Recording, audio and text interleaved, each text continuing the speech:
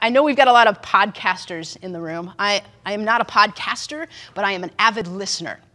And when I drive, I find myself really grateful for those rumble bars on the side of the road, because oftentimes I am listening to a podcast and I hear exactly what I needed to hear at the exact moment that I needed to hear it, and I'm now driving off the side of the road and pulling myself back on again. And that's what happened with the story that I want to share with you. I don't remember whose podcast it was on.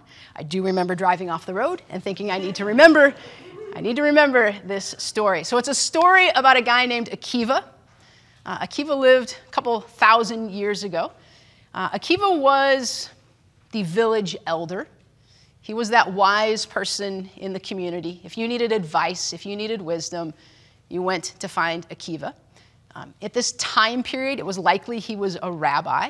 But he was that person, if you needed wisdom, you would seek out Akiva. So one day, Akiva was walking home to his village, and as most wise people are, he was in deep thought. So he had his head down and he was thinking, and he missed the path to his village, and he just kept walking.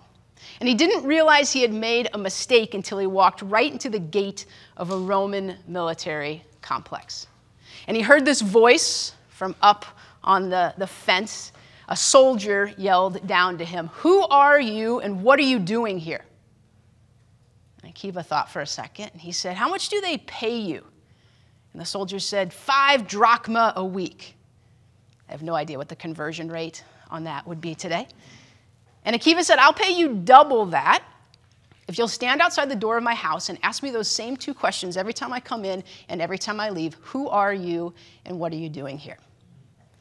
And for me, those have become 2 really fundamental questions in my life. Who am I and what am I doing here? And the way I think about those 2 questions is this. Who am I is my interior life. It's my values, it's my belief, it's my purpose. It's the stuff I'm willing to get arrested for. What will I fight for? Who am I is all that stuff on the inside of me. What am I doing here is how that shows up in the world. So a way we could think about that is it's my soul versus my role.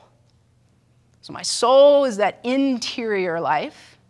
My role is how I show up in the world. Now this idea of soul versus role, if that resonates with you, I take that directly from Parker Palmer's work. If you're not familiar with Parker, I'd be glad to introduce you to his work. But he often talks about what would it be like for us to introduce ourselves with our soul rather than our role. So you think about the introductions you've already made this morning, it's probably been very role heavy. This is my job description, this is my resume, these are my credentials, this is what I do, this is what I do, this is what I do, this is what I do, this is what I do. That's how we navigate the world. But the reality is, I'm not so interested in that today, because I believe that the quality of the human beings in this room far exceeds the work that you do in the world. I'm more interested in that interior life that you have versus how you show up in the world. Now, there's incredible value when we align those 2 things. When our interior life and our exterior life are aligned, we are leading and living from our most authentic self. But so often we focus on the exterior. How do I show up in the world? What's my role? What's my role? What's my role? So our next prompt is going to be, what would it be like for you to introduce yourself with your soul, not your role? What would it be like for you to introduce yourself with your soul, not your role? Now, depending on your background, the word soul might be really uncomfortable for you.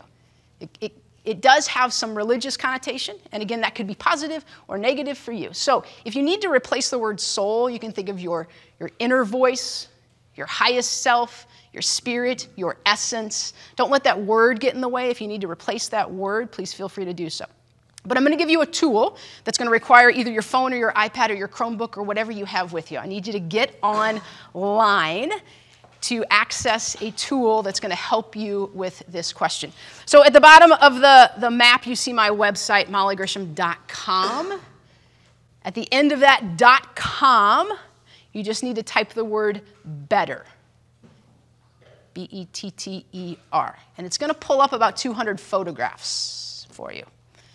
And what I'm going to ask you to do is, as you think about navigating or introducing yourself with your soul, not your role. I'd like you to find some images that would help you to do that.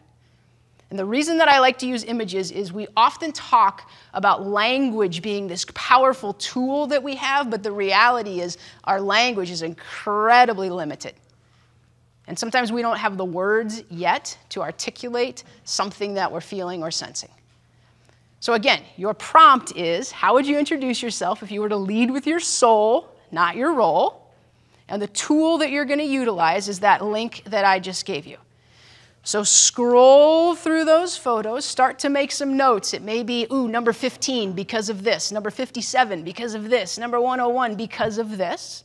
And then in a few minutes, we're going to get into small groups again, and you're going to have an opportunity to share some of those images and why that resonates with your soul. Hey, it's Mike Kim here. Thanks so much for checking out my YouTube channel where we talk all about building a personal brand business. That means you as a coach, a speaker, a content creator, how to market your content, how to create great content that people love.